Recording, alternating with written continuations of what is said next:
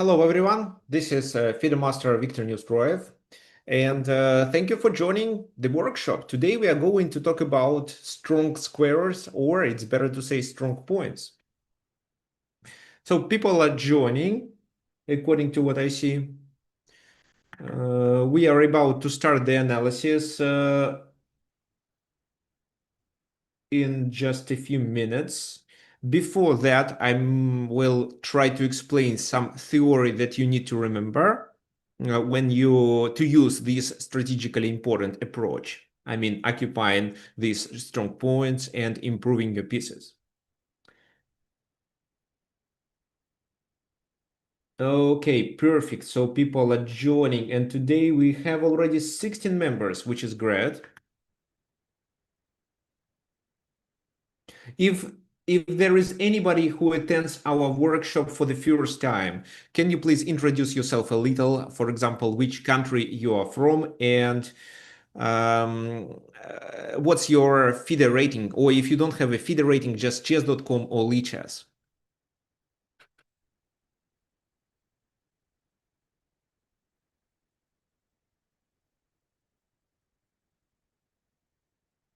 Okay, so I'm using two monitors. The main one from which I'm streaming and the one on the left where I can see your answers.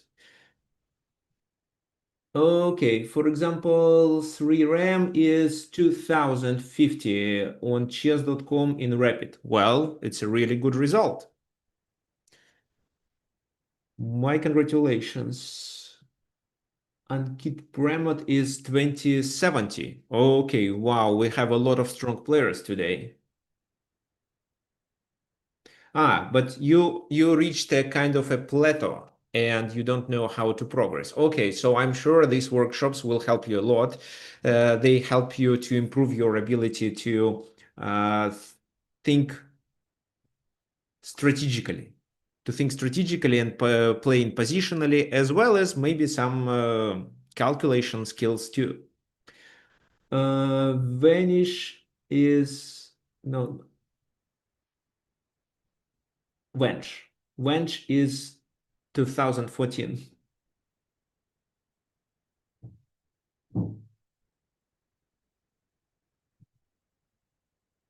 Okay, so 20 participants. Let's start.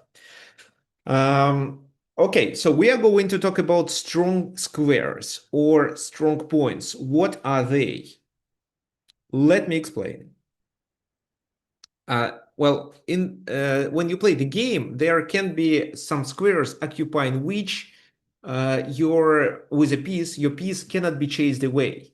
Well, if such a square is located on the enemy territory and on a semi-open file, it's called outpost. But if it's in your territory or if the file is not semi-open, it's just a strong square, and occupying such a square is still provides you with positional advantage. So what kind of strong squares we have? Well, definitely a square a square in front of the weak pawn. So the d4 is isolated pawn, it's a weak pawn, and that's why the square in front of it, which is d5, is weak, and I mean is weak for your opponent and strong for you, which means that putting the piece there provides you with a significant advantage. And maybe you didn't know it, but you instinctively wanted to play knight d5 here, right? Or maybe the other knight to d5, like knight b6, knight d5. This is definitely a plan. What else? Well, a square on the open file, which is protected by your pawn or a piece. It can be an outpost or almost an outpost, and definitely occupying each provides you with a positional advantage. We already had some webinars devoted to this topic. Also, any square in the enemy camp protected with your pawns or pieces is good enough, and occupying it is likely to provide you with better activity of that piece that you use to occupy, and also it restricts the enemy movements. So what are these squares? a square in front of the weak pawn, a square on the open or semi-open file, which is protected by your pawn or piece, and any square which can be protected and can be occupied with your piece in the enemy territory. So how can you occupy it? You can just move your piece and occupy the square right away, for example, like knight d5 in this position, or you can just control this square. So it's not always obligatory to occupy such a square. However, occupying such a square provides you with like more opportunities that you can do with that pieces that occupies usually. But just having the control over this square, attacking it with several pieces or even with one piece is sometimes sufficient. We have examples which illustrate it. How exactly to fight to be able to create such a square that you can occupy? You can do what? You can advance your pawns, you can execute pawn exchanges, you can change pieces. For example, you get rid of the enemy piece that supports this square and then you can occupy it or just control it. Or you can maneuver, or you can sometimes even sacrifice something. For example, exchange. I'm going to show you. So first of all, in this position,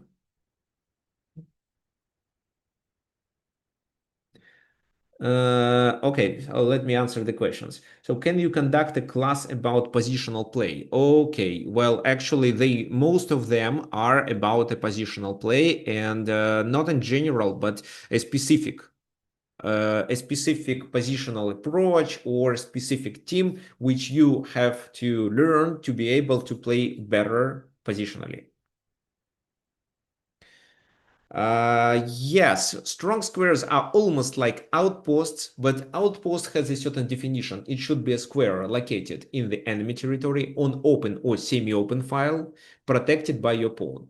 This is the outpost. A strong square doesn't require all that stuff. So, for example, it can be even in your territory, or it may be not controlled with the pawn. Well, anyway, yes, I do classes every Sunday, and they are free. What to play in this position? Here, such a square is definitely d5. So occupying d5 is a good idea, and this is exactly what black started with. They can do it with a knight and trade the bishops, which for example allows the knight to go to f4 then, but they decided to do it with knight b6. Why not?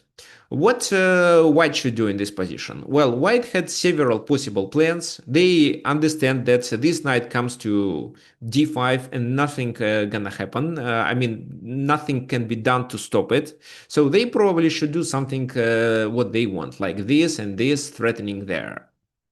Or maybe they can play rook e1 just to bring pieces to the center.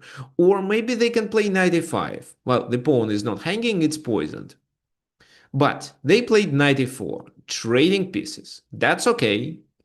Bishop takes e7, queen takes e7. Well, the d4 is isolated, which means that these exchanges favor black with fewer minor pieces.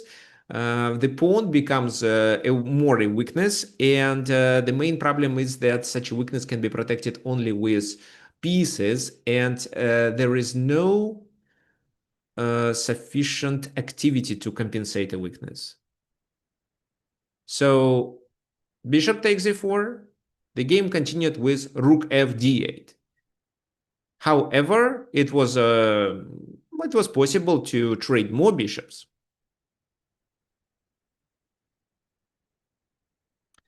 So this is a strong square, and black has a long-term advantage because of that. So what white did? He started with rook d3. Why rook d3? First of all, with rook d3, he protects d4 and he is about to bring the rook there to support the pawn on d4. Second, he thinks that he can probably do the attack on g3 and h3 with this rook.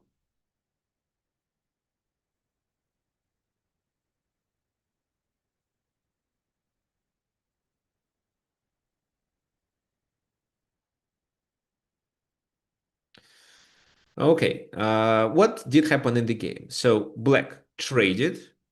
With no bishop, there is not sufficient attack on h7 and simply improves his pieces. So d5 is not playable. There are two pieces guarding it. The pawn on e6 is pinned, but two pieces are sufficient. Yes, exactly. When you play against the isolated pawn, you should trade especially minor pieces. Major pieces, sometimes maybe two, but minor pieces for sure.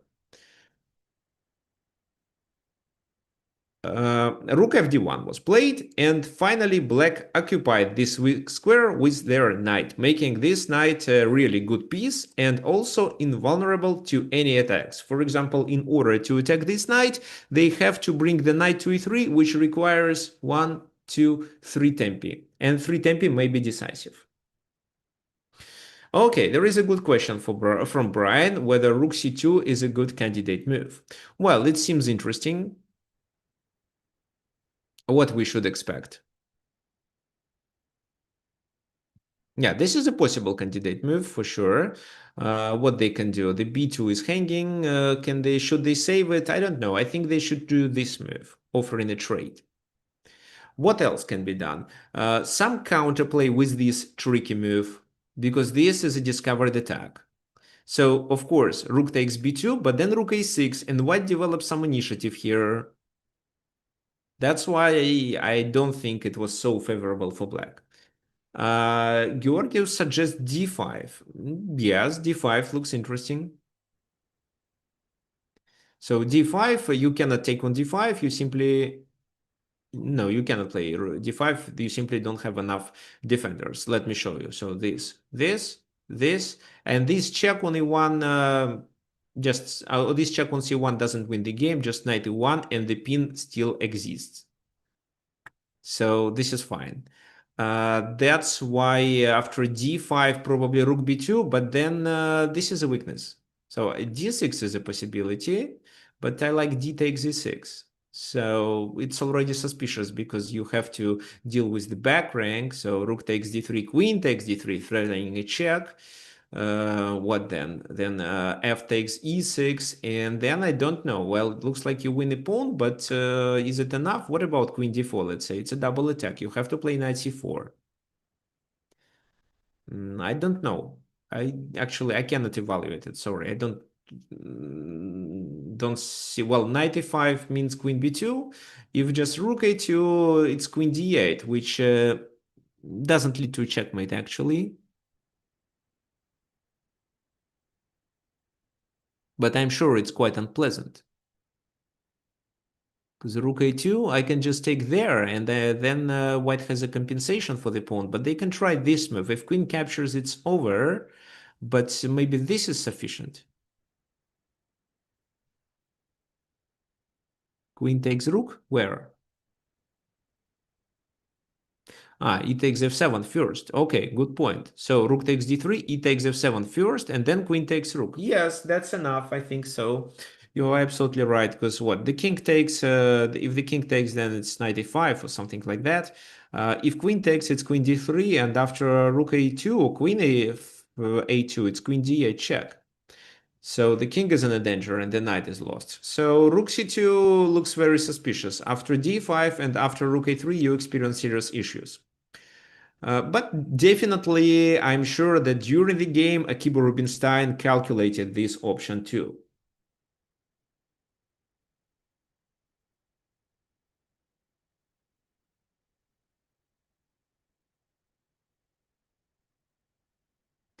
And thank you, Mark, for a suggestion. Yes, after the knight occupied this square, it's possible to double on the c file and get the full control over the open file. That's why the rook goes there, to stop rook c2.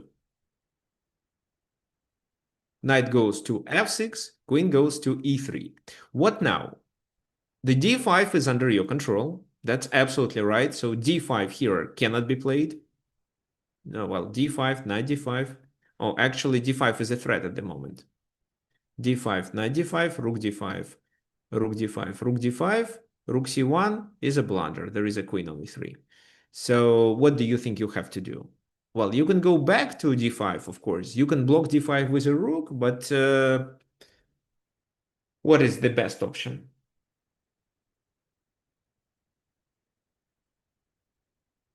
Also, according to what I see, black can improve their position. They can improve their pieces, but white can hardly do it.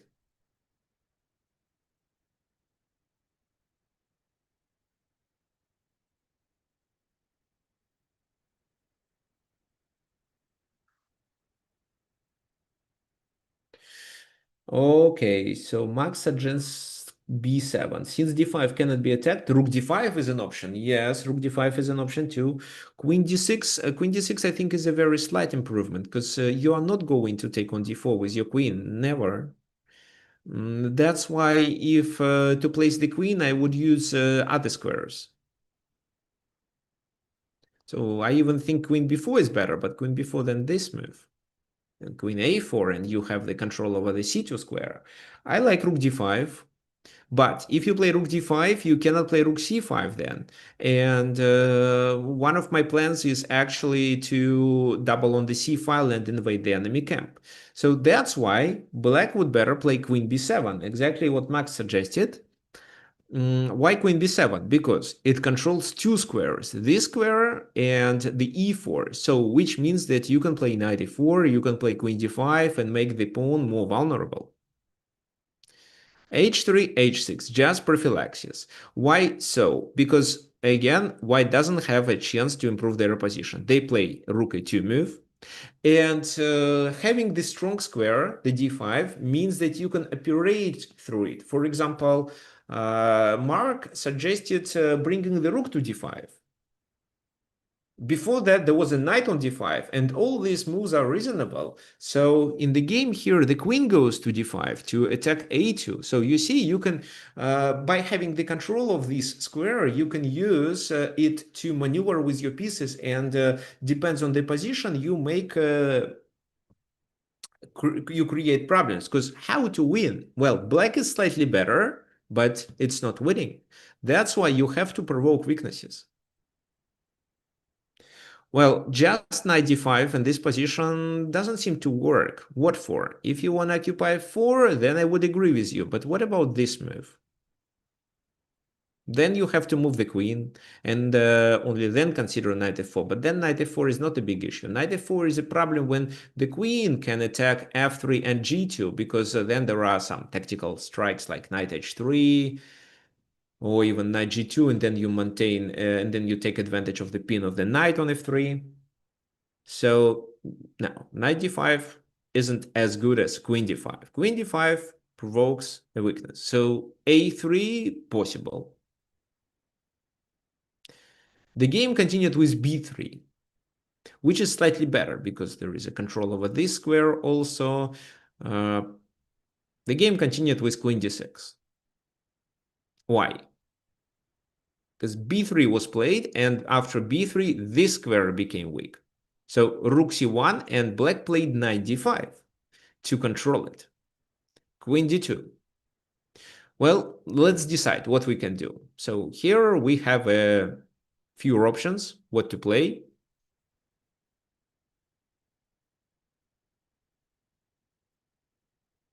On the one hand, doing before makes a lot of sense. Then you can occupy c3, so it works like an outpost.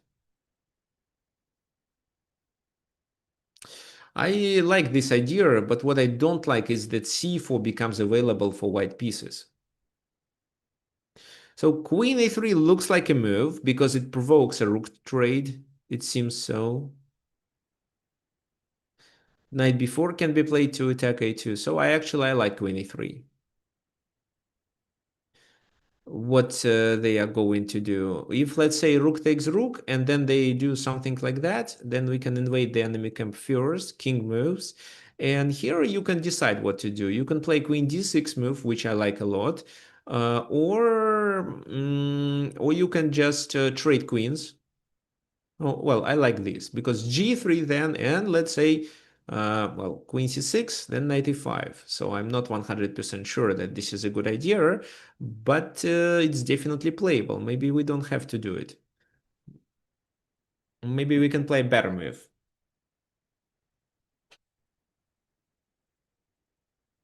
Like maybe this move first. let me just take a look. So this, and then what? This is hanging. There is no checkmate, unfortunately. So rook h1, king h1, knight 3, f4, then we just lose our queen. So the queen has to move to c3. Yeah, the queen has to move to c3, and it looks okay. Because after a trade, they have to defend a2, and d4 is a weakness too. So most likely, black is winning. Two weaknesses. So I like queen a3 move. Well, with a rook e1 in this position, knight b4 can be played. Well, you should be accurate with knight b4 because by doing knight b4, you threaten to take on a2 on the one hand, but then queen takes rook a1, and you have to play rook c2 to defend it. This should be well calculated. But yes, it seems to work. What else can be played in this position? Knight f4 doesn't make much sense because knight f4, rook where? E3, let's say, or e1. What is better? Let's say e1 is better. And then I don't see a continuation because probably g5 to reinforce the knight. It does expose the king, but white cannot take advantage of that.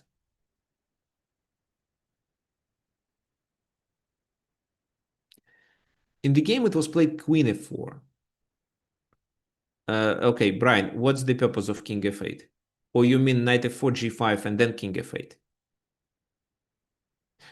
Because before trading the queens, moving the king to f8 is too early. Okay, so knight f4.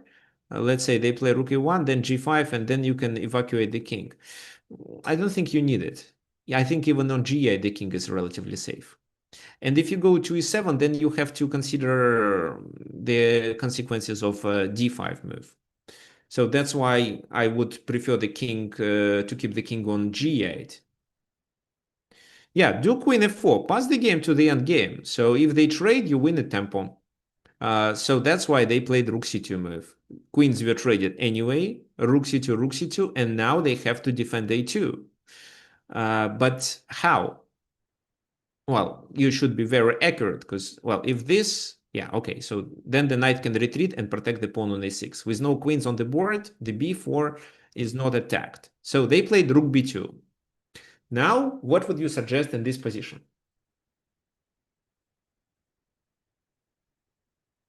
Remember that the white's position contains two weaknesses, two weak pawns, d4 and a2, and I want you to take advantage of that.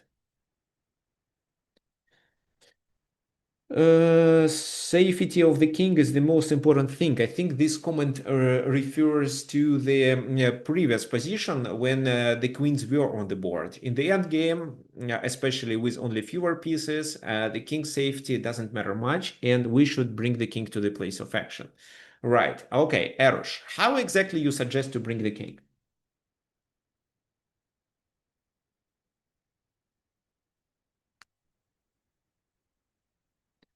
Okay, so rook c8, rook c1 is suggested. Well, you don't bring the king, but well, if this happens, they are going to bring their king to f1 and e2.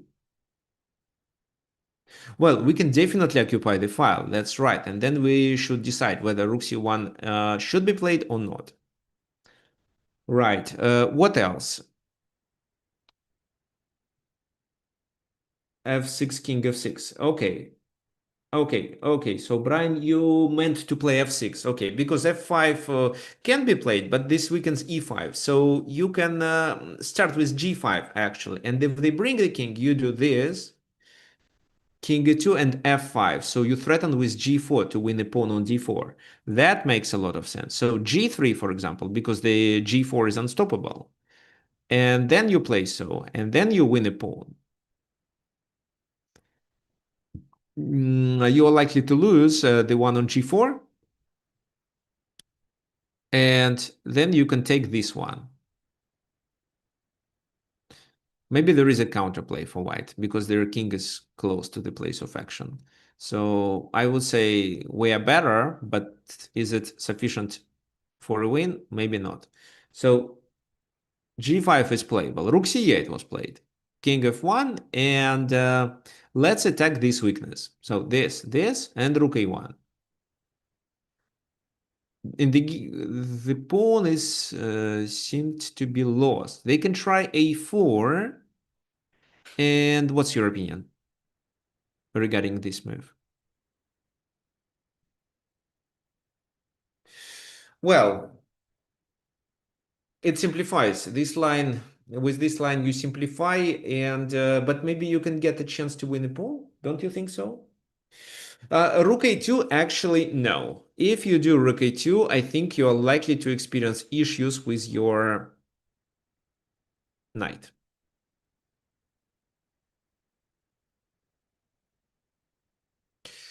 Okay, it seems I made a wrong move. King d2. I don't want a knight c1 to happen. Okay, so rook a2, not right now. What else you can do? Knight d5 was a suggestion by Arush. Well, the rook in the corner isn't well placed. That's right. But if black wins a pawn, then it's reasonable because in the end game you cannot checkmate. So you have to win pawns and promote your pawns. We will talk about b takes a4 a little later. So knight d5 makes sense because you threaten to do this, but they can take just. So there is no much point. Ah, this move, but king e3, knight g2 check. Okay, nice. So knight d5 is a trick.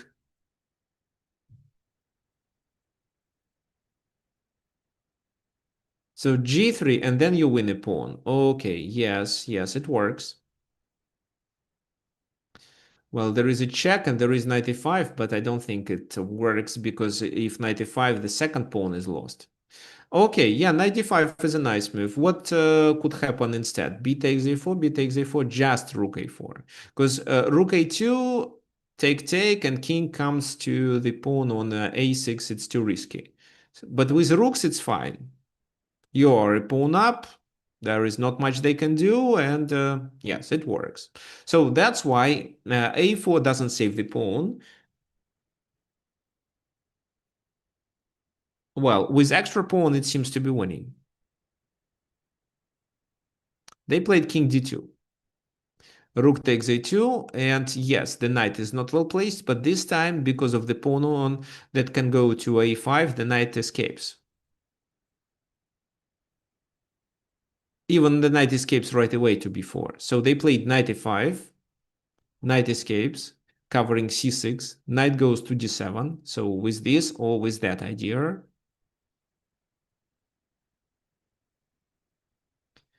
it shouldn't be a big issue.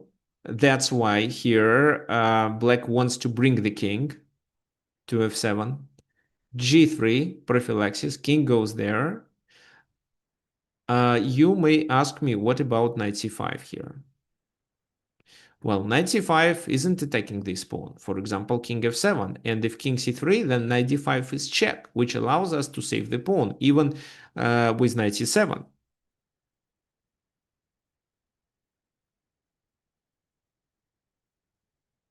So g3, king f7, knight b6, king e7, king c3, and after a5, white resigned. Why white is resigned? Why did white resign in this position? Can you answer this question, please?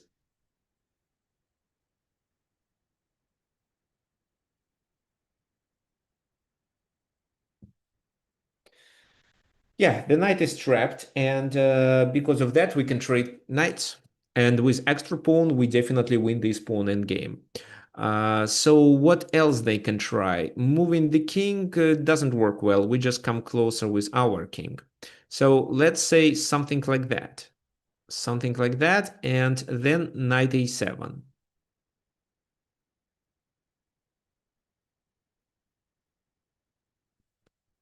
So check, king d3, let's say, and then before is required. But then the knight is still trapped, even if it goes there, this,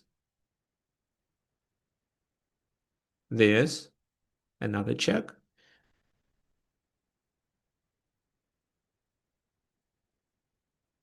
king b6, king b6, knight c8. And, well, I don't want the knight to escape, so king c7. The knight goes back. Now knight b5 is a threat. Hmm. So what can I do?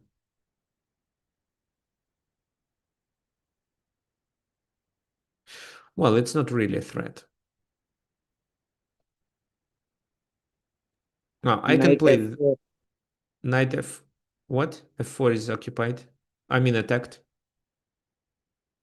Knight c3 can be played. That's a good point. So knight c3 can be played, and then king comes closer. This is absolutely correct. Because I was looking for knight c7 move, but the king occupied.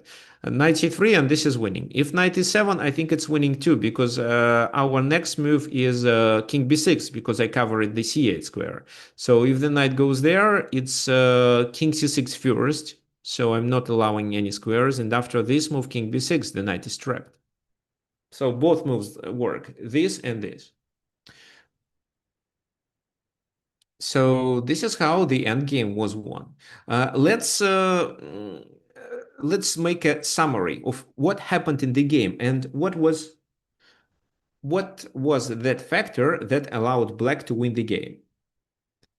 So the main factor was the d5 square, which allowed black to operate through it. So all pieces were there, and doing such move like queen d5 provoked a weakness on c3.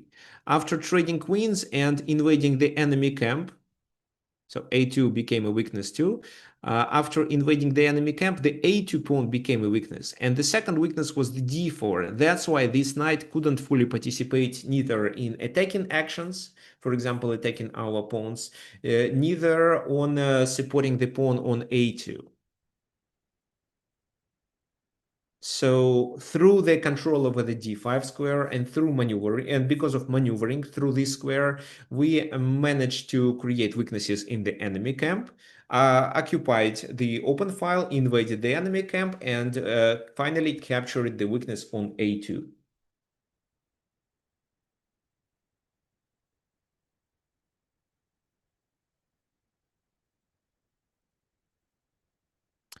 Okay, fine.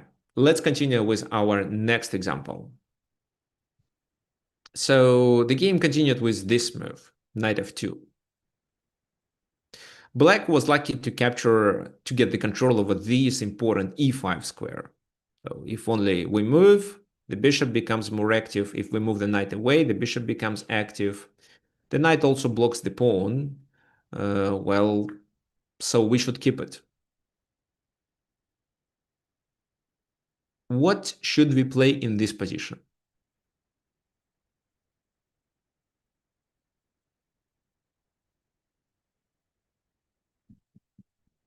After knight f2. So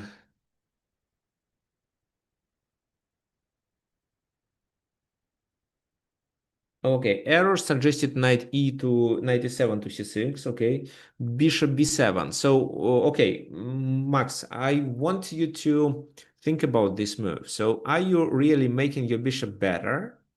Because what your bishop is doing, attacking the pawn which is protected many, many times? Like if you had pawns on d7 and d6, I would say, yeah, let's play bishop b7. At least on b7, the bishop is better than on c8. But this diagonal looks more attractive than this one.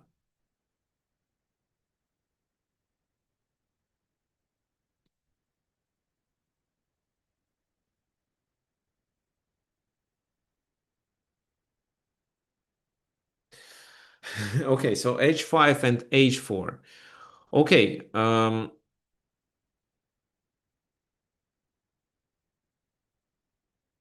fine.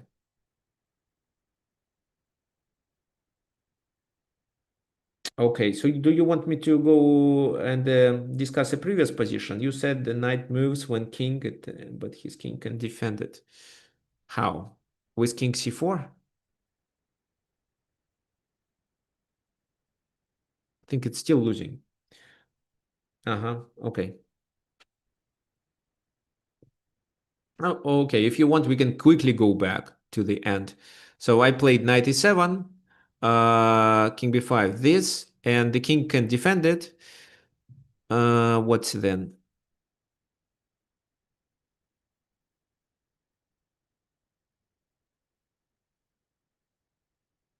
Then I can trade them through d6. So it's still losing. Oh, then the king invades, which is a bit unpleasant. Okay, but I can drive the king away and then capture. So this time the knight is trapped. Okay, sorry. Let's continue with this line.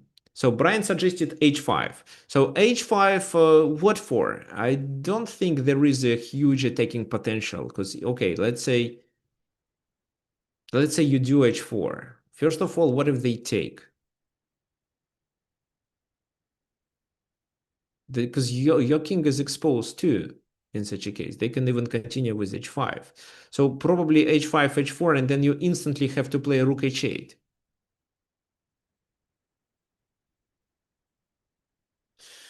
I just don't see how the queen comes to the attack because without a queen, there is no attack.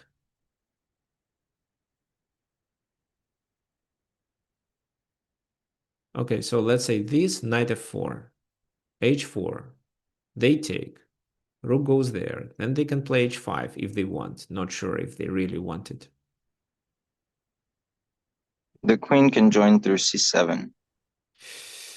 Well, but the diagonal still can be blocked, either with this knight, with the queen on f4. So if the queen joined through the h file, it would be harder to block such an Yeah, attack. But through but c7, with the original idea of rook b8, with the idea of f5, then lines become open, and this, no, although it does create additional weaknesses, this h5, h4 idea no, becomes more powerful. no, f5 is definitely not a good suggestion here. Yeah, Opening the after rook enemy light b8, square bishop is a mistake. yeah, but doesn't it also provide some uh, more double-edged nature to the position, since More what?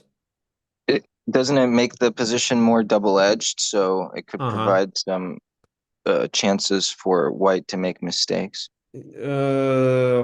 Which strategy? This rook b8 f5 or h4 Yeah, h5 h4? rook b8 No, f5. rook b8 f5 I think provides them with a counterplay. Okay, so let me explain. Well, let me go through other moves. Then we will play h4 h5 on the board and discuss it. Um, so what do we have? G6. D6? What do you mean D6? So I like bishop e6 move. Bishop g4 is good. Bishop g4 is good. Why bishop g4 is good? I don't think bishop g4 is good. Knight f4, they're gonna take and then invade your camp.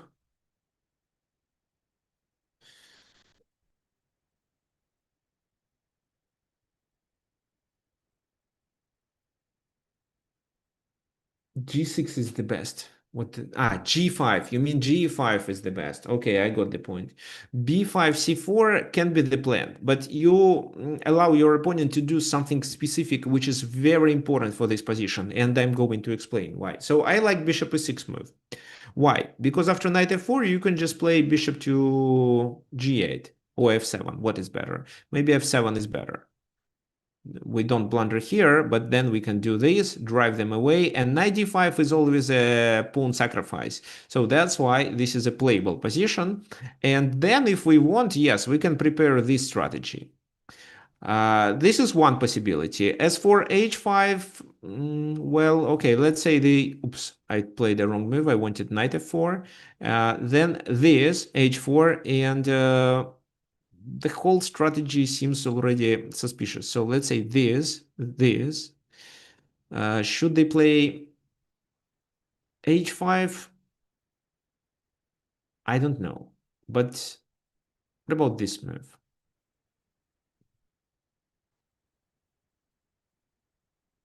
So it seems that you have to take, because if not, there is a pressure on f6 and some discovered attacks can be played.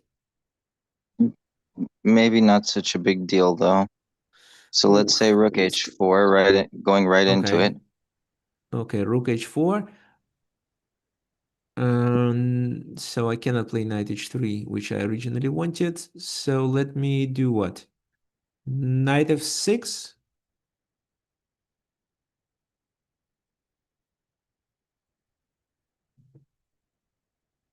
And then queen g5. Because this is unlikely to work. King e6. Well, at the very least, I can take and then win material. And this is losing for black. So that's why knight f6 is already a problem.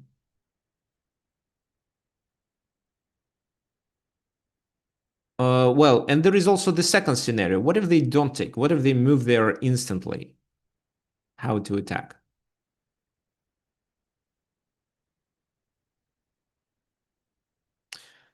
Because capturing there seems that it allows white to get this strong square.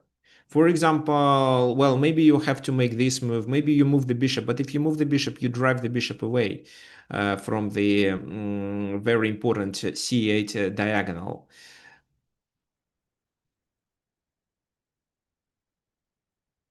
So, for example, queen d6 already fails because of that.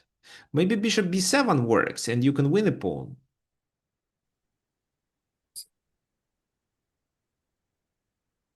G6 pawn. Pawn to d6 in Sorry, this G6, position. G6. Right? No, d6 doesn't seem like a good move. No, I think g takes h4 should be played, and then you can play this position with knight e4. I just don't know whether we should trade first and then knight e4, or we should... Maybe we should trade first and then knight e4. And this looks good. You have to play f5, but it weakens your position. How does it weaken the position? Knight g5 can be played. Well, I still like the black's position. I think that the king is exposed. Maybe white can play better at some point.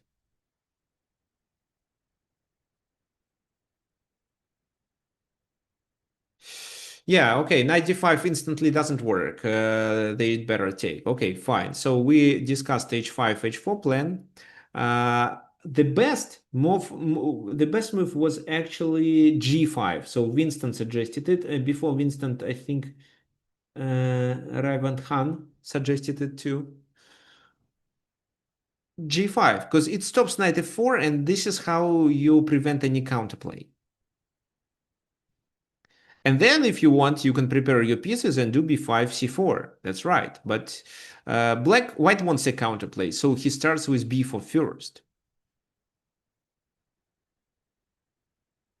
What do you think? Should you play bishop e6 and let them take or not? A5. a5. Interesting. And if they take, you take, of course. And now what they can do? Can they play c3? Yeah, I think they have to. So, because if you open the position on the queen side too much, you provide your opponent with a counterplay, because his rooks are connected. He plays rook c1, rook b1, and he is ready to invade your camp. And maybe even d4 becomes a weakness. I don't think it's a big problem for now, but who knows? If you need your queen to defend some squares into your territory, then who gonna defend d4? So, well, this is what black did in the game. And why so? Because such a move allows to keep the position closed. So this knight goes to c6 with a tempo, queen b2, but this is still protected enough. Of course, we expect them to play c3. So queen d6, rook c1, bishop e6, and c3 was played.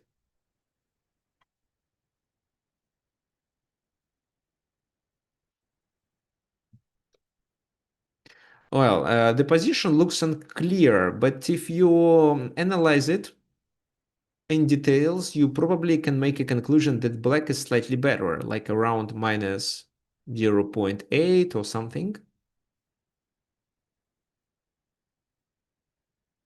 Why so? Because of the pieces. These pieces are centralized, rook d8, or, well, which rook? I don't know, actually. Maybe the f rook is better.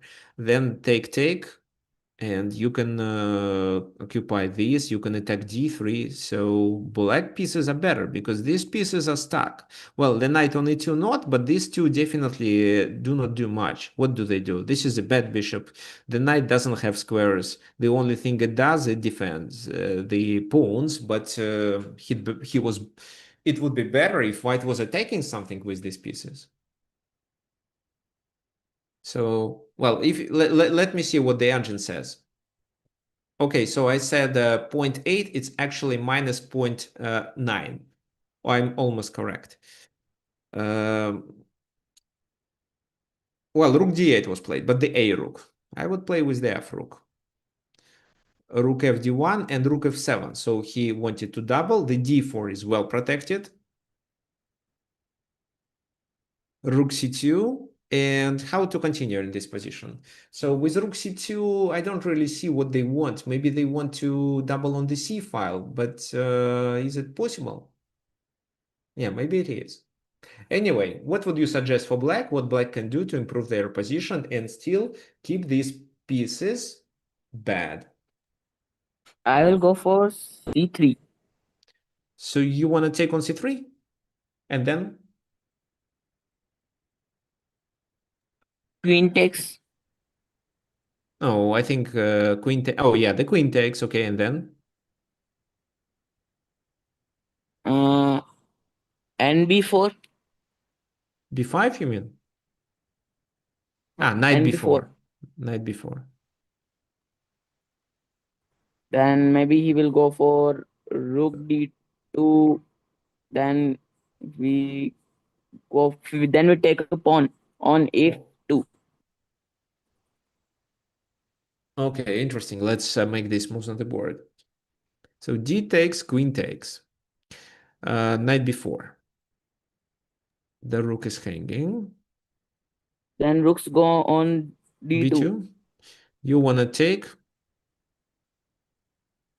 So I wanted queen a3, but no, it's not a move. Queen Bro, d2. it's d2. Rook d2. No, rook d2, the queen is hanging. So I have to move the queen.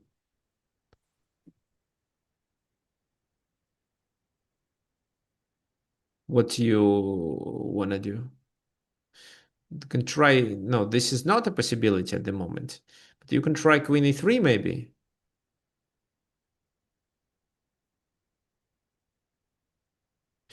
Um, what then?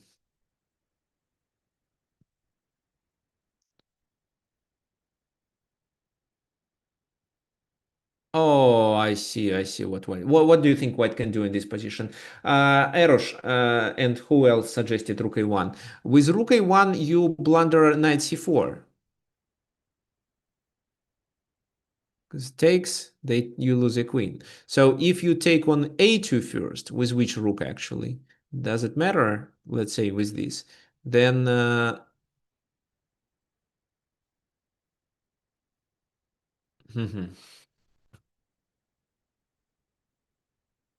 then queen a2, rook a2.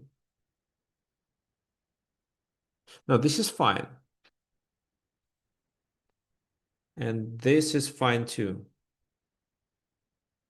Yeah, maybe rook a1 works too. Rook a1, maybe this is the move then. Rook a2.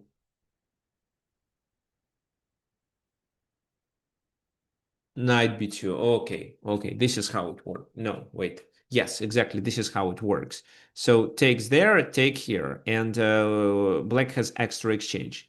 If queen takes, it's queen a2. And finally, if queen d8, it's just queen a2 or bishop a2. Yeah, so rook a1 doesn't work. You'd better suggest a better move.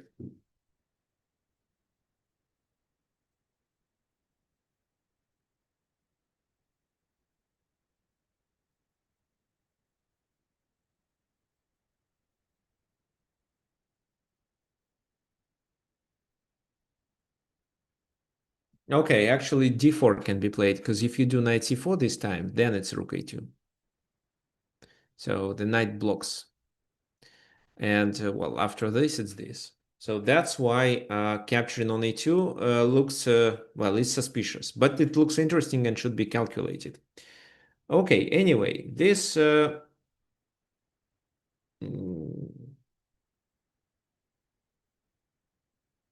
h5 in this position, but they can take.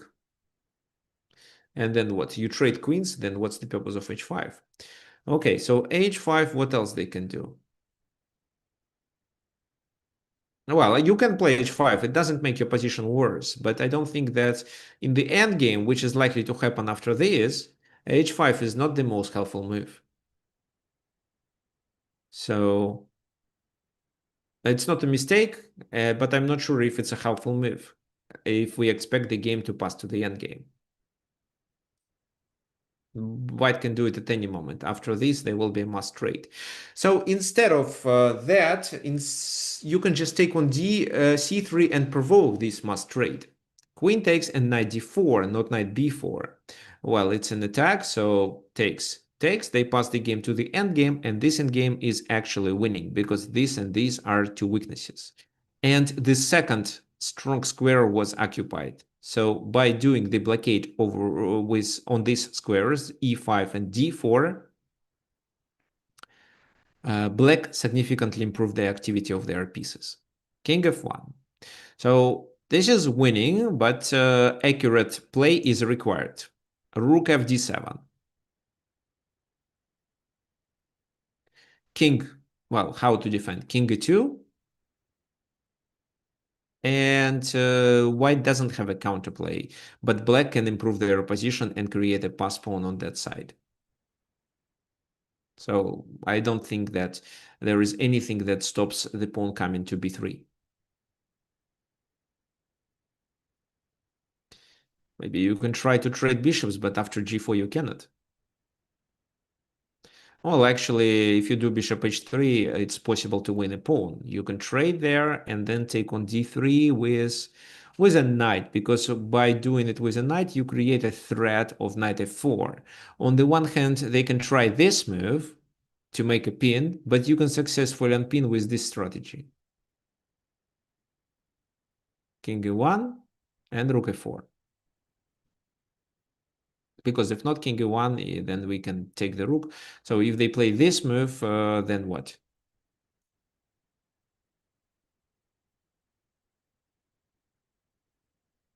Okay, let's just take and win the second pawn. Again, the knight is not trapped because the pawns will help him to escape. So this is winning. Rook fd7 was the best move. Instead, black continued with f5, opening the position. Maybe they were relying on this pin and some kind of attack of the king. That was strategically a wrong move. It could work if it was properly calculated and black could really take advantage of this pin somehow.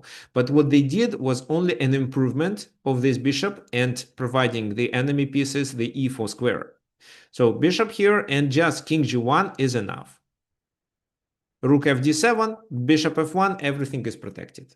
Of course, black is still better and black can still continue with the same plan, but it was better to do the same plan, not providing white with any counterplay. We're in the more close position with pawns on f6 and e4. But king e2 was played in the game. This is a clear mistake. Knight g4. Knight g4 because capture, the exchange is lost. If not, if let's say, what move? Well, rook b2 was played in the game. h2 is hanging. Knight f2 is a threat with a discovered attack. So rook b2, knight h2. King e3, rook a4. They try to trade pieces, but then the knight escapes, and well, white got rid of his bishop, but now the king is under attack. They're pawn down also, so black's position should be winning. Moreover, something like that already loses. So king d2 is a must. This time it doesn't win because the king goes to c1 and the rook is protected. Yeah, black is completely winning. So knight f2, fork, which provides, which allows us to trade pieces. And in this position, we can just take on a2 and win the second pawn. But Black decided to make this intermediate check, which was even a better decision, because after rook b3, well, this is a win, and also the king is, well, kind of weak piece. I mean, the king is weak, and g3 is a weakness, so it can be attacked. It could be a third extra pawn even. Rook b5, king g6, rook d5, trying to invade the camp, deliver some checks, but nobody cares. Just rook g2 and the g3 pawn is lost. Can they play this move? Well, yes, they can, but what for? They played d4, and after rook g3, it was game over. But let's say this move. So h6 or h5, what is better? h5 is probably better. So rook here, g4, rook moves, then rook g3 works. Oh, I can show you something. So let's say maybe this move, take this, how to not lose a pawn. Rook f5, then they take, and then they take on h5. But you can just do rook h3, and this is still winning, even with double pawns. So this, and this. And then the king comes. Like that. And actually, this move is required. Otherwise, it's rook here and there. This is how Black won the game. So let's go back and try to make an overview of this game. So what did happen? The e5 was already occupied, and White was about to occupy d5, changing the pawn structure and getting the e4 square for their pieces, for their knight and their bishop. They didn't think about a pawn sacrifice. They mainly wanted to vacate the e4 square for their minor pieces. But g5 stops this plan, and then White wanted a counterplay, which he did execute with b4 to keep the position more closed and allow Black to prepare his pieces. Black decided to take here, improve their pieces, and once c3 was played, they were absolutely prepared. They were dominating, getting the control over the d4 and e5, so two squares became strong and occupying, which limited the ability of White pieces to move. After the trade, their position consisted of two weaknesses, and because of that, Black realized their advantage. If only the White pieces were more active, for example, let's say the bishop was on b3, the knight was somewhere on f5, that would be a completely different story. Let's continue. Okay, so this game will be, I think it will be interesting for Brian because it was Mikhail Tal playing it. But this time, Tigran Petrosian was successfully playing with black pieces and managed to not lose the game because it seems White is better here. And this is absolutely true. If you look at the position, yes, Black is solid, but very passive. Their bishop is bad. They have to defend the pawn on c5 with their pieces. So White doesn't attack. So White is about to play bishop g5 at the very next move.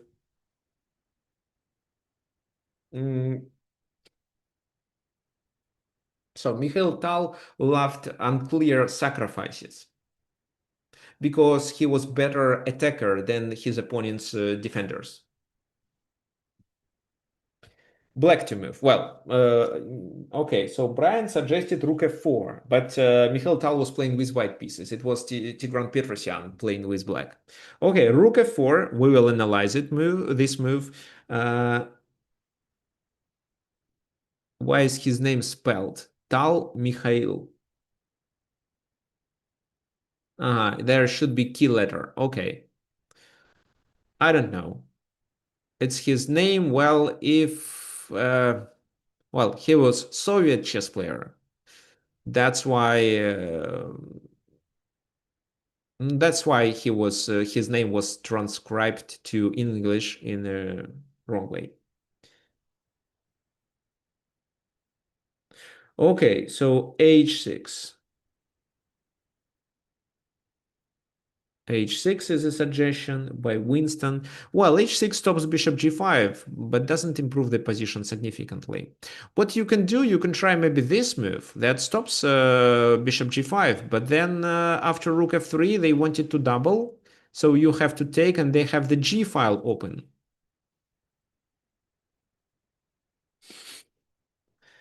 Okay, so Winston feels scared about this position, h6, that's why.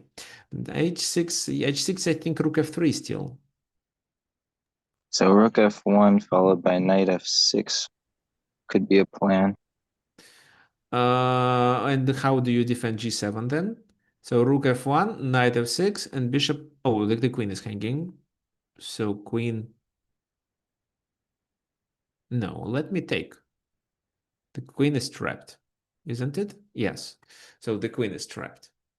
Even if the queen somehow escaped to the other side, then it's bishop f6 or h6. And it was already problematic. How about g6? Well, you cannot play g6. g6, bishop g5. Ah, you can trade queens with check, you mean? Okay, yes, you can. But you expose dark squares too much. Maybe you don't lose immediately, but okay, I didn't see the queen trap neither.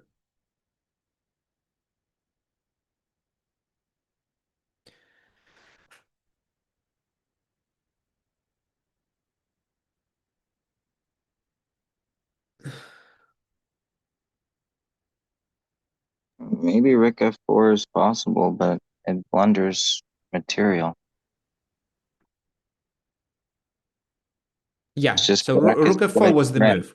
Maybe it wasn't the best move, but it was definitely sound because black needs activity to not lose the game. He needs to activate his pieces. Ah, actually, Petrosian was known for the exchange sacrifices. Good point. Exactly.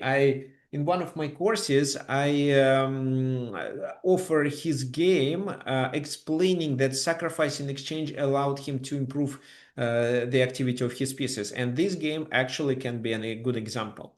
So, well, what Tal should do? Tal should take with a rook actually. Pawn takes, bishop takes, and then he is a pawn up, and it's much easier to realize rather than realize the position where he took exchange, where he took with the bishop and this. Why so? Because the e5 square is available for the knight. So here, what you can do is how to come up with such a move. What you can analyze this position and decide, okay, so it's passive. I don't have any counterplay. What should I do? Defend my position? Well, I'm not sure if I can defend it actually, because the white's attacking potential is very solid. They are likely to bring the second rook to the game. That's why I need to find some counterplay. If not, I'm likely to be defeated. What kind of counterplay? I should somehow activate these pieces. And this is how rook f4 comes to your mind. It's definitely losing after they take it. But at least it provides you with some practical chances. So this is how you may come up with such a move. Especially if you do a blitz game. So they took, pawn takes, and e5 is available for your pieces. Knight goes to d2. Knight e5 for sure. They played queen f4, which is already an accuracy. The best move was queen f5, and well, there is no knight d3. I mean, yeah, such a move exists, but it's not such a good move because just b3. Then rook f3, the knight is chased away, then they capture on f4. So, what is the best move? What do you think for black?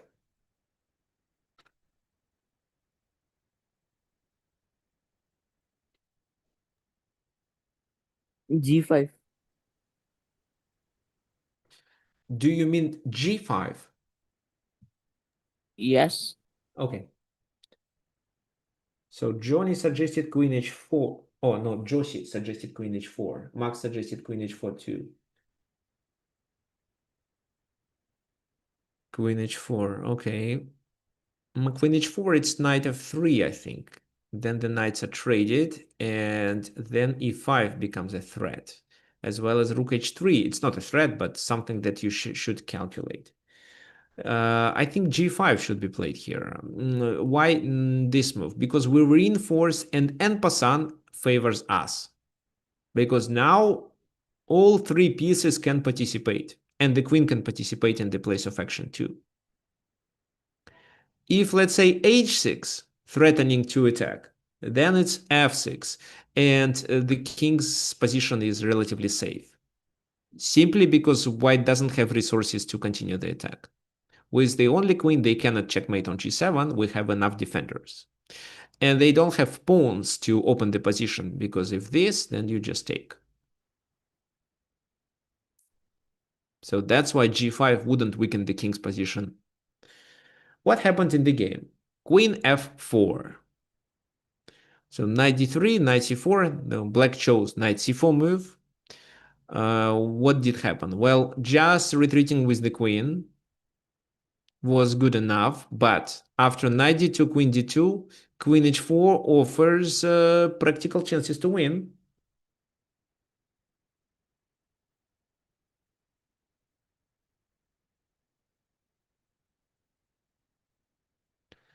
So if, for example, rook f3, you can take the pawn on h5, or you can take, yeah, you can take like that. This is equal because of the king's weakness. Okay, so there is one question that I want to answer. If g6,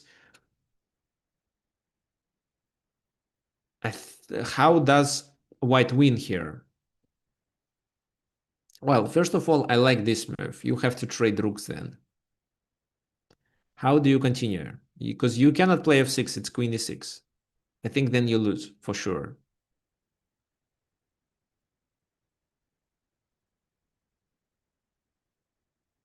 So maybe this, but then this. So then rook e8.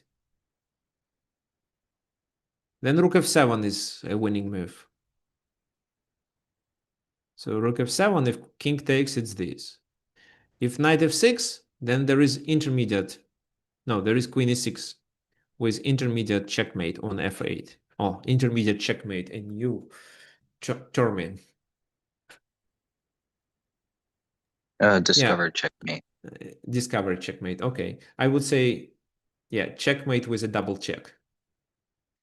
Okay, fine. So no, g6 is definitely a disadvantageous move. Let's continue. They played e5. It's a double attack. Of course, black doesn't lose material here because they can take with a knight, or they can take on d2 and then take on e5.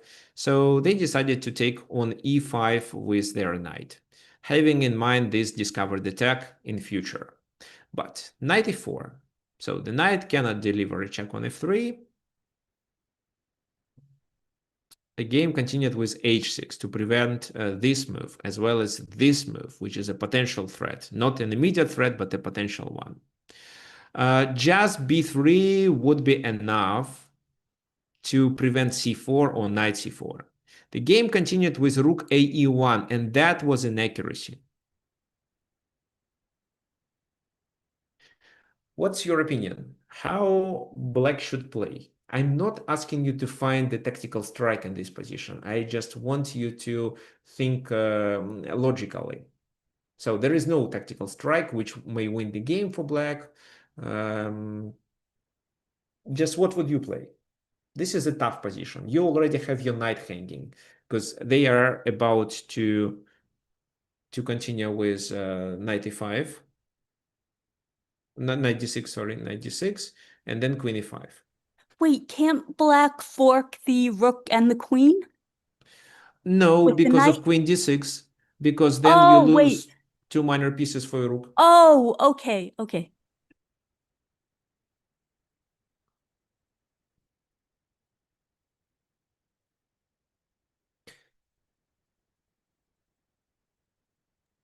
Bishop b8. Yeah, it's bishop b8. So Winston suggested it first, right? Yes, it's bishop b8. So you keep your bishop because the complex of dark squares is exposed. That was the key move. And then you threaten with knight d3, of course. So that's why, because d5 and knight d3 are threats, queen d5 and knight d3, they played rook d1. Now c4, so you are not only creating a passed pawn, but you are about to interfere the enemy camp and make d5 pawn vulnerable. d6.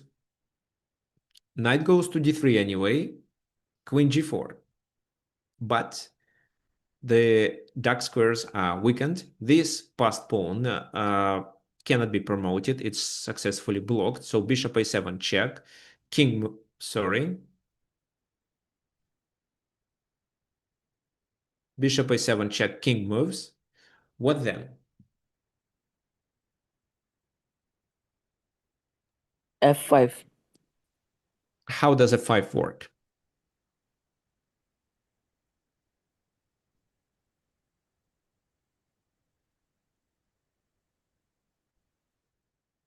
f5. Okay, I got f5, and how does it work? Can you please specify? Okay, Erush can do it. Okay, that's right. Erush is correct. It's about queen h4. So f5 is played in order to distract the queen and play queen h4. There is queen h3 move, but then queen takes e4 and d7 is not sufficient. I can show you. D7, well, there is this move, but this move requires calculation because when you take the queen, you let them promote. But if you just play queen e7, you stop the pawn, and at the same time, you win at least exchange after knight f2.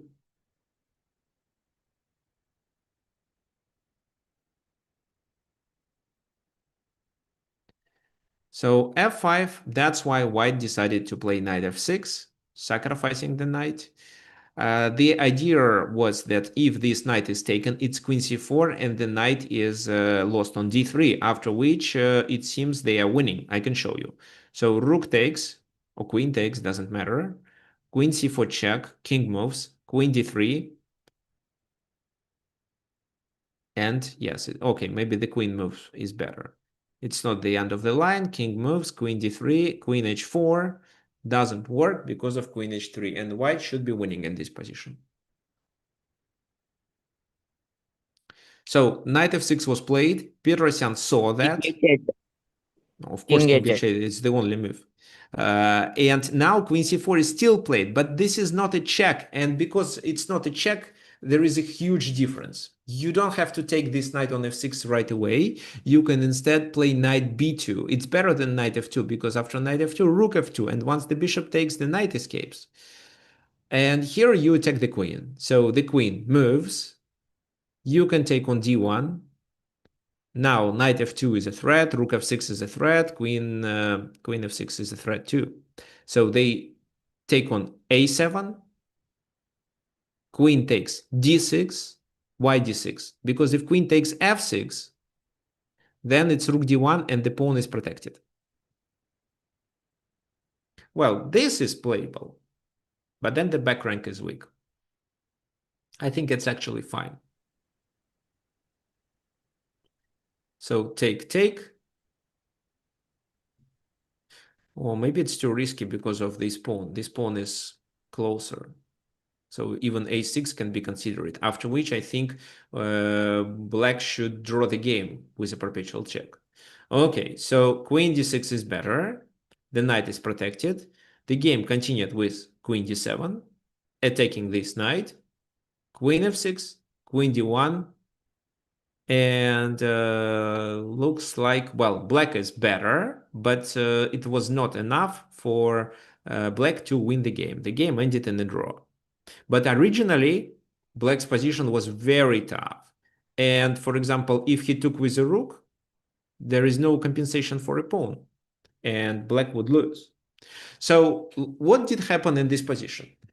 Black is very passive to not lose the game because, well, it was Mikhail Tal who was attacking on the king side, and because he's a great attacker and the position is already bad, black needs to find a counterplay. That's why he decided to play rook f4, which allows him to create the e5 available for the knight. So this is a strong square, occupying which provided black with a counterplay. He occupied it with the knight, and from there the knight can go to d2, d3, and c4. It also opened the dark-squared bishop.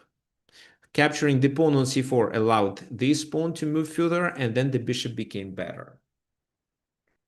And he converted it to an extra pawn, and because of that, he managed to get advantage. Well, unfortunately, this advantage was not sufficient to win the game. Okay, we have one more example. It's the game between Anatoly Karpov and Vladimir Bagirov. Before that, let me tell you a few things.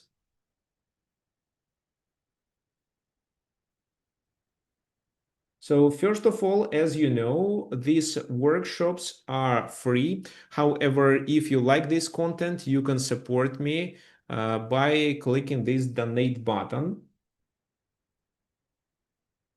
I can share the link with you and explain how it works. You click donate, a pop-up window appears where you enter the amount that you want to donate, let's say $10, for example. You click PayPal, it redirects you to enter your PayPal account, and then you can send money automatically to my PayPal account. The second option is to use Wise. So here you just have to have the Wise account registered and use this link to send the payment.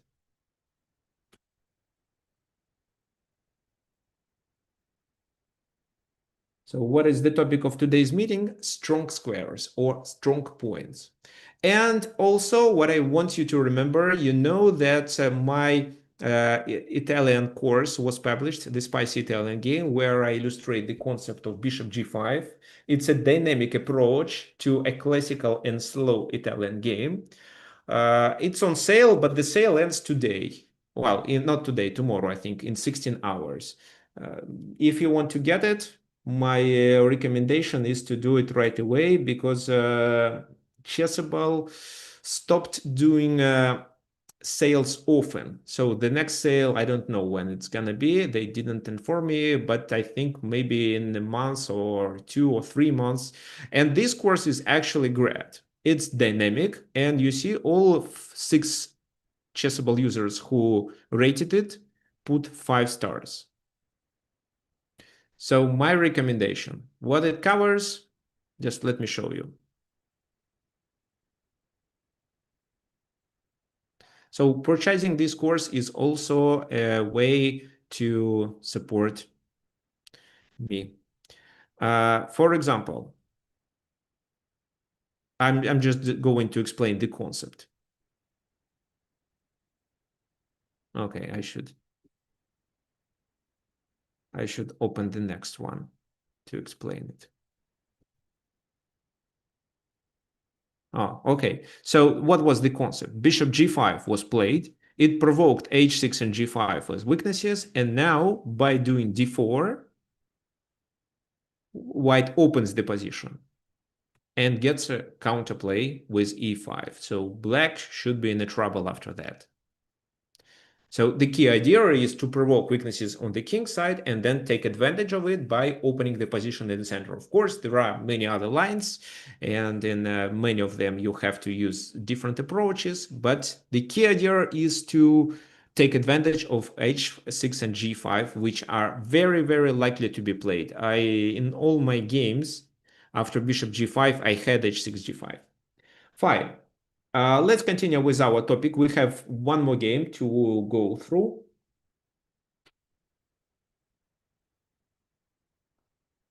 This one, Karpov versus Bagirov.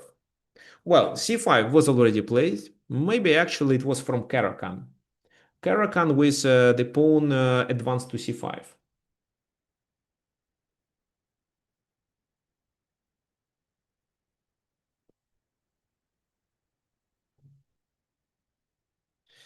Okay, so yes, I am on chess.com, and my let me send you my username on chess.com. This one. There is also a question whether Tuesday webinar. What Tuesday webinar? We have webinars on Sundays. On Tuesday, I from time to time play in the title Tuesday, but with their software, with the Proctor being lagging, I don't think I want to play this Tuesday. So there is no workshop on Tuesday.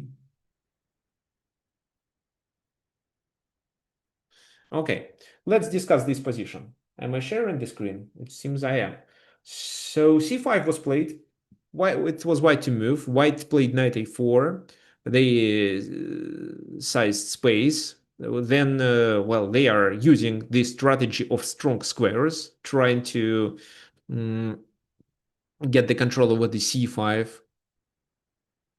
with the knight. If b takes c5, it's knight takes c5, of course. And something like that is not a big issue. The bishop escapes, but there are two pins.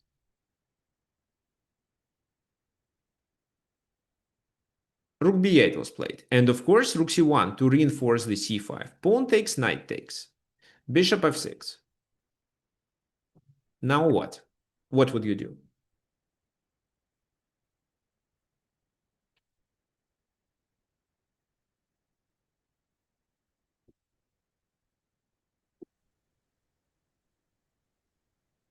Knight to a6. Knight to a6, but what for?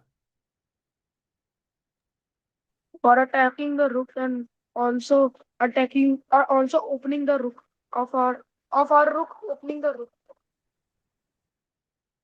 Okay, so I see the idea. Knight a6 just to attack the rook and open the rook, but there is nothing.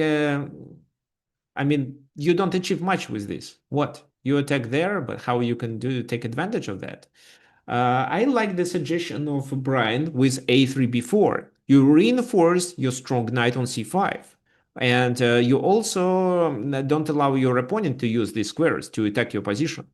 So a3, b3 is protected for now, and once you play b4, it's great. Knight e7, bishop e2 to cover this. So we prepare for b4. Knight f5 and b4. If knight e3, it's favorable for black because look at this bishop. It's not really doing much. It's defending d4. After this, white. can you repeat, please? It favors for white? white. Yes, that's Yeah. right. Yeah, because then you have to forget about the weakness on d4. And the weakness on d3 can be hardly attacked and can be easily protected with such moves like queen d3 and rook f3. So that's why black didn't do it. They escaped. Bishop f4. They didn't lose exchange. So if they move, they lose there. They just wanted to play knight bd6 move. Then the b7 knight is not well placed. And you see, they didn't capture because capturing means that the pawn on c5 becomes a protected passed pawn, which provides white with a significant advantage in the end game. So bishop f4, and now white gets the control over the e5 square that they can occupy. Knight goes there, bishop e5. So bishop takes, pawn takes. Knight goes back, and what now? So this is a critical moment of the game. Let's come up with a plan for white. Again, no tactics here, think strategically. Yeah, I wonder if they could have gone. That makes sense. Just b7 doesn't look good. I mean, I thought about knight c4, it loses a pawn, but maybe the endgame could still be drawn. So knight c4, sacrificing a pawn. Yeah, but I Take, thought maybe the take. endgame could still be drawn. Oh, wait. We're missing something. Oh, I'm sorry. So, but even without a pawn, it doesn't look good. Anyway, so knight goes to b7. How white should continue then? This is a very important moment in the game where many of you would make a mistake. And that's why I want you to pay more attention to this moment. So how can we improve our pieces? The position is not winning, but it's better. And to come up with a plan, you have to think, why is it better? I will go So, for knight a6. knight a6, rook c8. Why did you do it?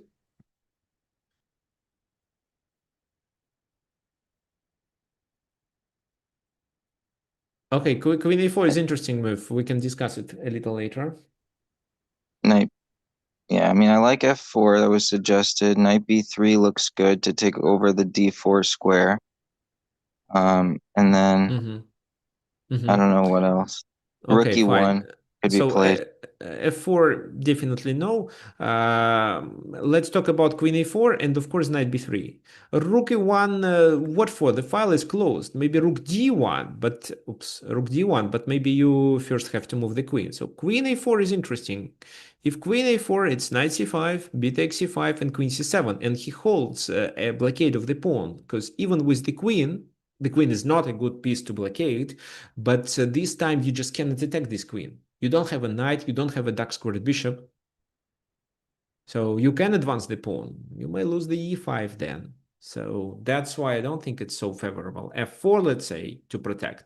Rook b2, and they have a counterplay. Of course, such a counterplay is not sufficient to let black to win, but we'd better avoid it. Any comment about bishop d3? Bishop d3, yes, but a little later. So bishop d3 is a good move. What if rook c4? Josie, in which position? Bishop a6. Bishop a6 is interesting. But I still think it doesn't work, because then what? Queen c7 if you take with a pawn. If you take with a rook, where is your advantage? I can maybe try even queen g5. Or queen b6. After queen c7, okay. So let's discuss knight b3 move. It's a really great move. You have the d4 square available for your pieces. And does it mean that we have to move and trade? Completely not. Bishop d3 now to trade and occupy it. Because this knight isn't a super good knight, right? So none of these squares is available. And d8 also doesn't look like a good square. That's why knight e7.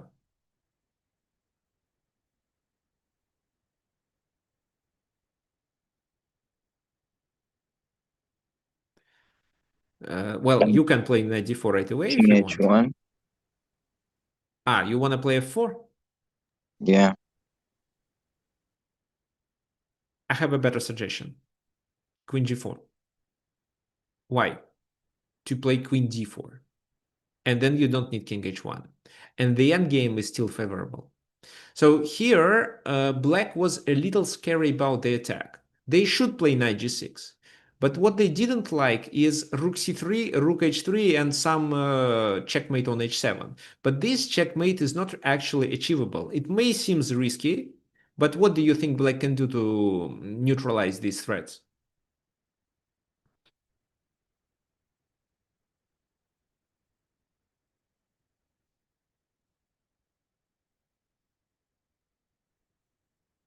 I was looking at f6 followed by king f7. So f6, e takes f6, king f7 anyway. No, after f6, I think they can Maybe. take on g6. You maybe Oh, take e5, but it seems that the no, attack still becomes it's too strong. risky.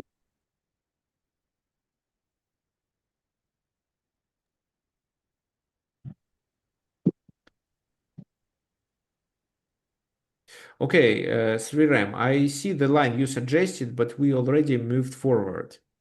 And even if you do bishop a6, so how do you get rid of the queen on c7? You don't. It's just impossible. That's why the black's position is solid.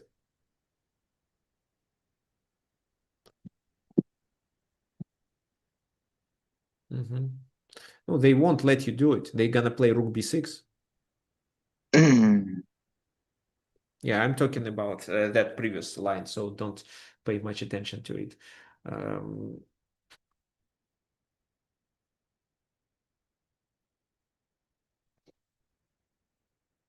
Rook fc8. Yeah, Here, Zamfir is correct. It's rook fc8. So you may say that with rook fc8, we only speed up this. No, completely not.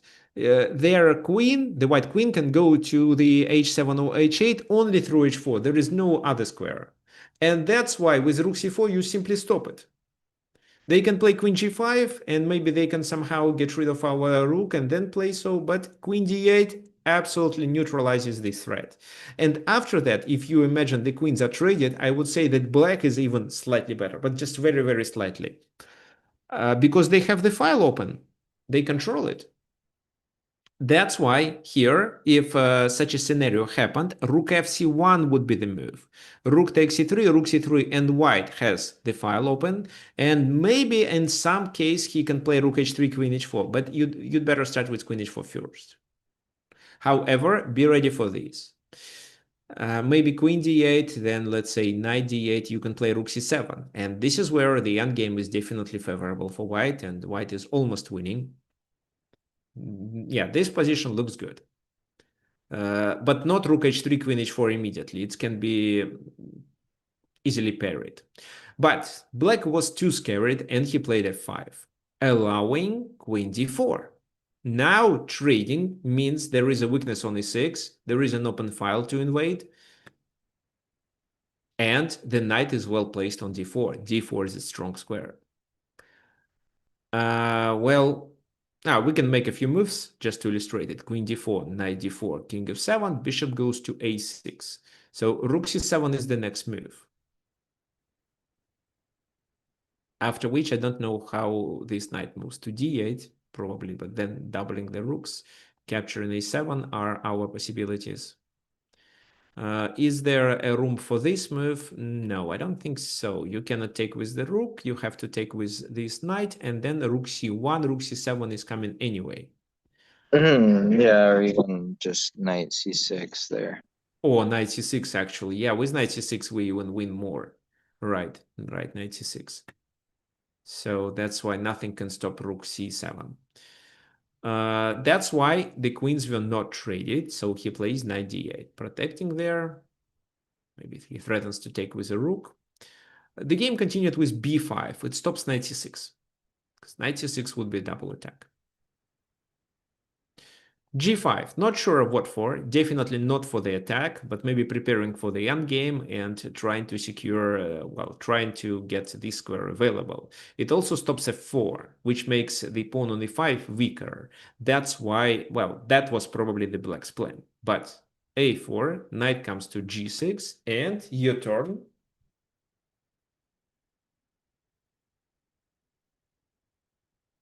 Again, so it's not tactics. We are working on your ability to play strategically.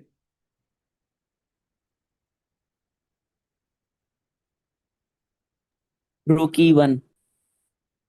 Rook e1 to protect on e5. Okay, interesting, yes. You can do so, but they can continue with such a move like knight f7 to add more pressure. Then what? Would you play rook c6 to provoke a trade? Maybe, actually, but then you lose e5. Then you can take on e6. Looks interesting, deserves attention. Knight c5 to prevent a queen's trade, and also threatens with this. So they have to play rook f7 then. No, you don't threaten with knight d7 because the knight is pinned. Okay, interesting. Knight c5, but then knight b7. And the knight has to go back or what? No, it doesn't have to. Not yet. Yeah, knight c5 doesn't look attractive, actually. Knight b7 what?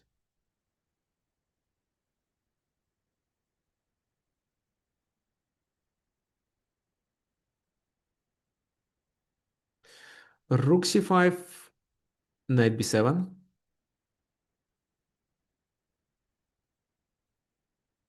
Rook c6, queen takes, knight takes, knight a5, rook e6.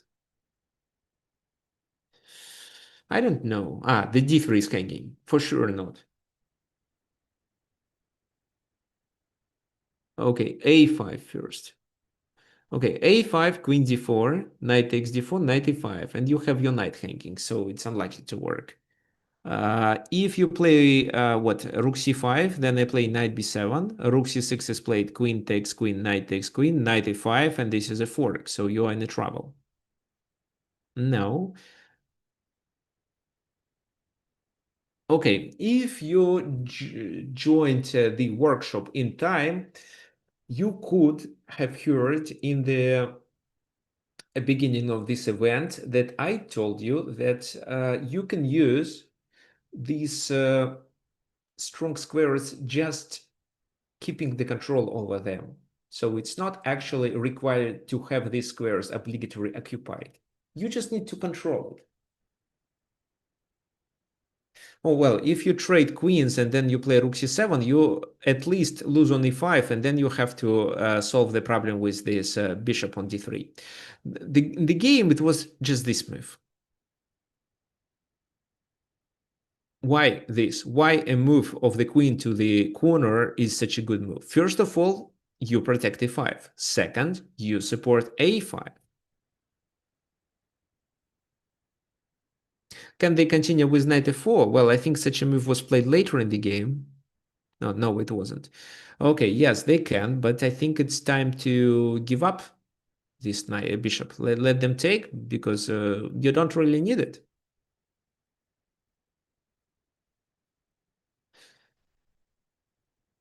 Okay, the game continued with queen b7, rook f e1, protecting it, queen g7. They do the second attacker. They bring the second attacker, then knight c5 back, rook f7 covering the 7th rank, and a5. That's the reason why the queen went there, to support and to be able to create a pass pawn. Rook e7, knight goes there. So if this move, rook c8, is quite unpleasant, that's why rook goes there, and bishop f1. Prophylaxis to stop knight f4. Knight goes to f7, e5 is under attack, but black has their own counterplay. Knight c7. So rook moves, and then what?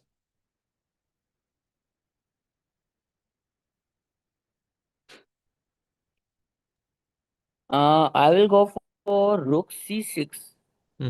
Let's go for rook c6, because we lose on e5, but we take the a1 on e6. Moreover, if we take on e6, we do a fork. So, for example, knight e5, knight e6. If they take, it's okay.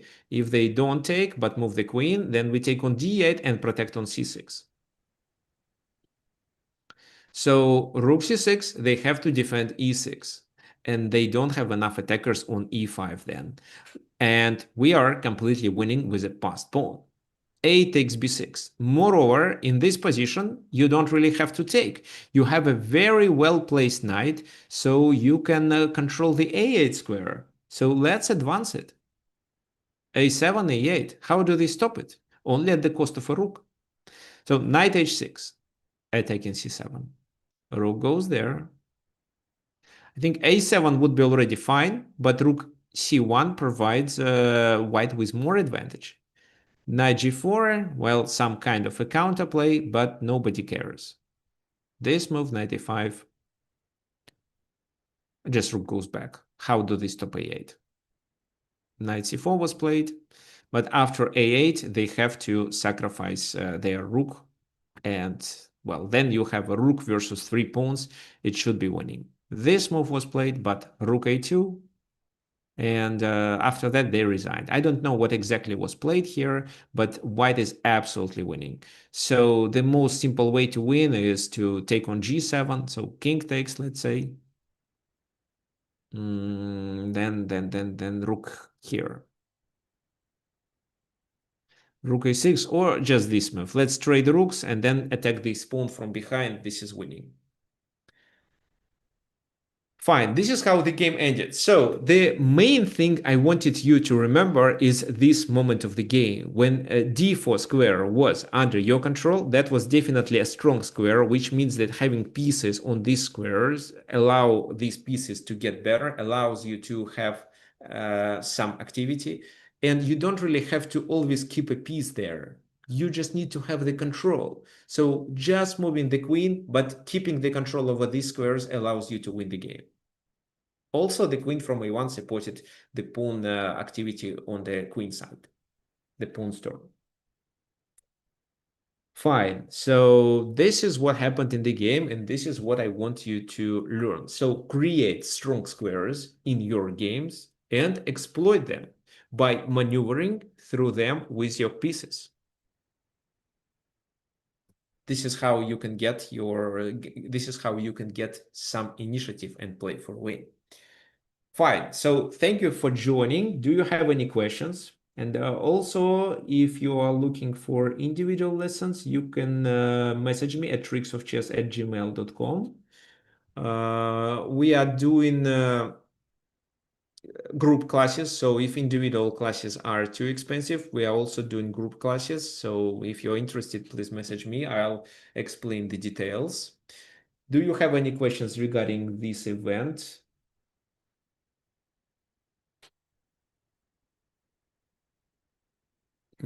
So Yeah, I have one. Would you consider as a possible topic or for one of the workshops where we spend like, I don't know, 10 minutes in a position looking at it before we move on to the next one? Okay, so well, yeah, I should do it in the form of a quiz. Like I'm suggesting a position you think, and then we'll decide whose answer was the best and why. Okay, yes, but please remind me about it. But okay, I'll keep it. I'll put it in my list.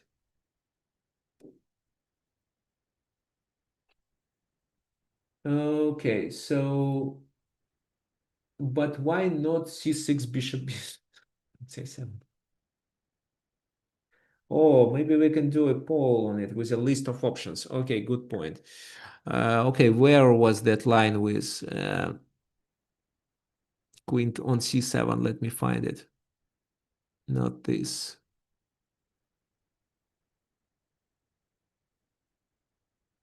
It was queen a4 move. Let me find it. This. So bishop a6 and well, first you have to defend. f4, rook b2, bishop a7. Fine. Well, I like this move.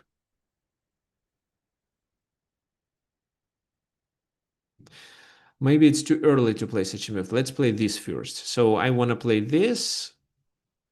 So let's say c6. So, well, first of all, rook b6. You probably play bishop b7. And then I don't care much about it. I can do this, threatening there. So rook f2 is a must. After which I can do what? I can trade once. Do I have to? Not really. Knight c4. Yeah, let's do knight c4. I don't mind queen a7. So how do I create an escape square? G5 probably, G5. Okay, let it be G5. I'm going to take, bring the second rook and continue attacking. So I think that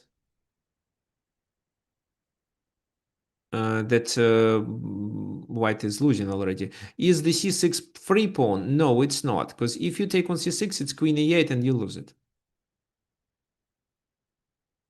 Queen e7, c5 sounds like a plan. Yes, but they can take here, and then you cannot go to c5. So let's do g5 first. I just want an escape square. And if, let's say, this, and this, you want to trade queens, then rook c6 works. Well, let me be accurate. So this, let me actually do it in a different way. In this way. Okay, no, it's not a good plan. Okay, thanks for your questions. Well, I hope to see everyone next Sunday. I think there should be a webinar next Sunday, but if there will be, of course, I'm going to send you a message. So there is a chance that I won't be available. But I think actually there will be, because if I'm not available, it's likely to be in the evening. but we do this workshop when it's almost 2 p.m. in Buenos Aires, where I live. So that's why I think there will be a webinar, a workshop, and it would be great if you can attend it. Thank you for joining, and hope to see everyone next Sunday. Bye-bye.